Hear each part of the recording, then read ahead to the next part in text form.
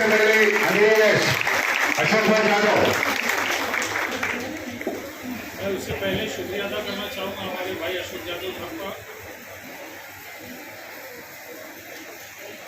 Hello hello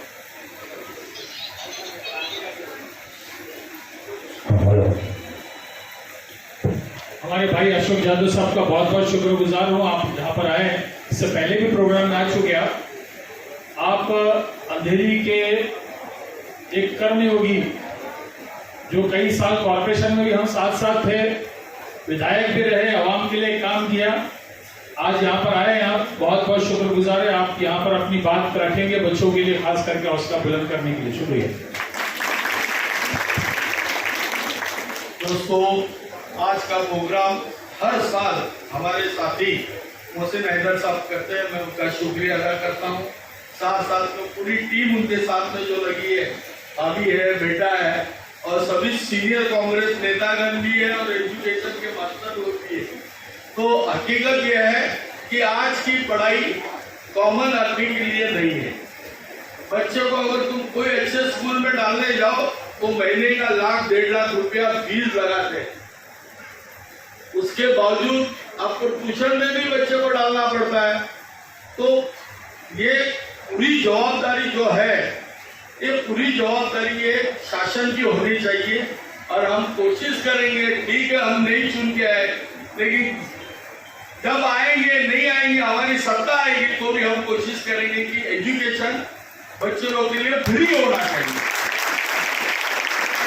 और महानगर पालिका की तो बहुत बड़ी जवाबदारी है इसमें, क्योंकि महानगर पालिका में अब मेडिकल है, एजुकेशन है, ये सब चीज की जवाबदारी महानगर पालिका की है। क्योंकि महानगर पालिका हर चीज में अपने से पैसा वसूल करती है। आप रोड हो, पानी हो या झोपड़ा हो, हर एक का पैसा वो वसूल करती है। और उनको हमारे जो कानून है, कानून में लिखा हुआ है कि ये पूरी जवाबदारी मुंबई महानगर पालिका और शासन की होनी चाहिए, कि जिसके वजह से हॉस्पिटल में जाने के बाद भी उनका गरीब का एक पैसा खर्चा नहीं होना चाहिए, और एजुकेशन लेने में भी बच्चों का 1 रुपया खर्चा नहीं आना चाहिए। और ये हकीकत है, ये बाबा साहब अम्बेडकर जी ने उनके माध्यम से लिख के रखा और कानून में भी लाया है। लेकिन क्या होता है, कोई लोग कानून को मानते हैं या कोई नहीं मानते। लेकिन हम ये कहते हैं कि ये वक्त आएगा। अभी जो वक्त चल रहा है वो करोड़पति का चल रहा है, व्यापारी लोग का चल रहा है। और चाणक्य ने कहा है कि जिस देश का राजा व्यापारी, उसकी प्रजा भिखारी बनती है। क्योंकि व्यापारी खाली नोट जमा करता है, प्रजा का सुनता देखता नहीं है, सुनता नहीं है, ना मदद करता है। तो अभी जो शासन चल रहा है वो उसी पे चल रहा है।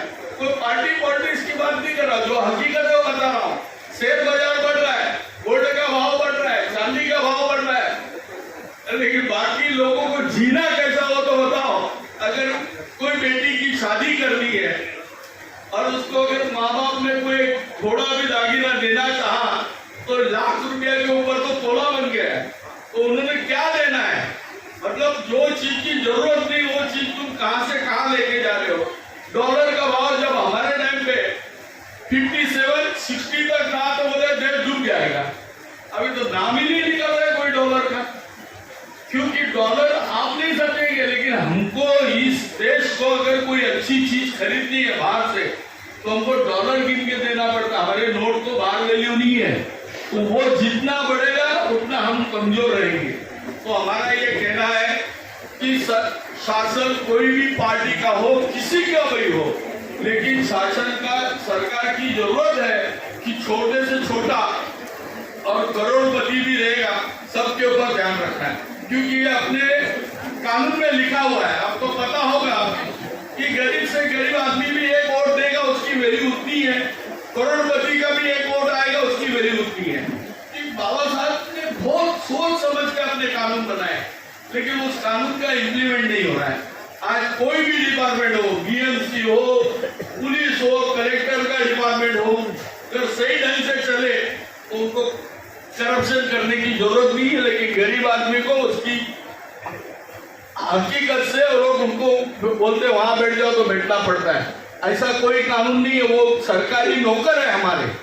हम चुन के देने के बाद उसके ऊपर सरकार का जो अधिकार है वो हमारे सेवक है। तो उनको ये नहीं करना चाहिए कि गरीब है वो उसको हटा के बाजू में करो।